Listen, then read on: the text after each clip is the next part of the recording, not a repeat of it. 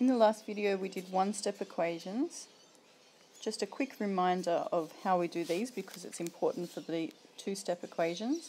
We have to do the opposite of what the operation is. So the opposite of plus 4 is minus 4. We do that to both sides and we end up with x equals 6 take away 4, which is 2.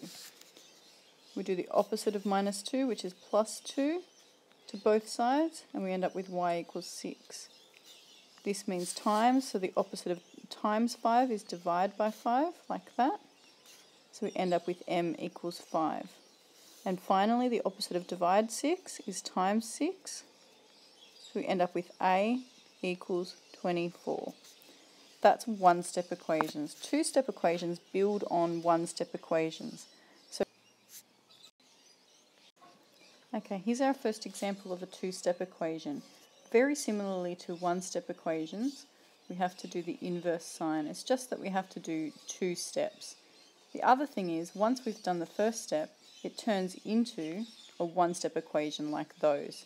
So we're only doing one step and then we solve them just like we have in the above equations.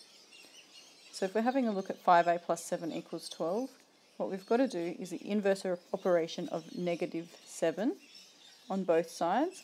That will get rid of the positive 7. So we end up with 5a, which is what remains when you get rid of the 7, equals 5. This is now turned into a one-step equation that looks just like this one here. So we're going to do exactly the same thing that we did there, which is get rid of the 5, that's 5 times a equals 5. The opposite of times is divide, so we divide by 5. And we end up with a equals 1. That's how we solve a two-step equation. A second example of a two-step equation is one where we have a division first and then, say, a subtraction like this. It's very similar to the first one that we did. What we've got to do is add 5 to both sides because we want to get rid of the 5 that's here. So that gets rid of that, and we end up with a over 3 equals 6. The next thing that we do is consider what we did for one-step equations, and if we have a look up here, for our one-step equation with a division, it looks like this. So we had to times both sides by 6 to get rid of the 6. So we're going to do a similar thing down here.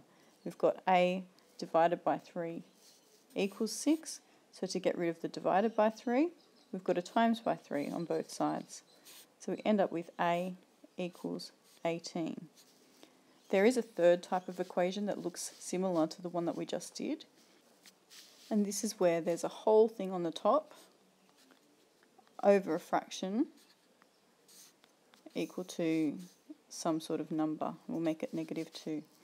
We have a similar solution, except that in the last one, we had to get rid of the negative 5 first, but in this one, we have to get rid of the 5 that's on the bottom.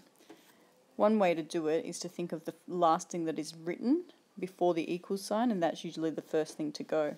So we need to move this 5 first, or get rid of this 5. So the way to do that, that's a divide by 5. The opposite of divide by 5 is times 5. So we times 5 to both sides, and we end up with a plus 7 equals negative 10. Subtract 7 from both sides, and we're left with a equals negative 17. That's how you do two-step equations. Here's a summary of one-step and two-step equations so far that you can write down.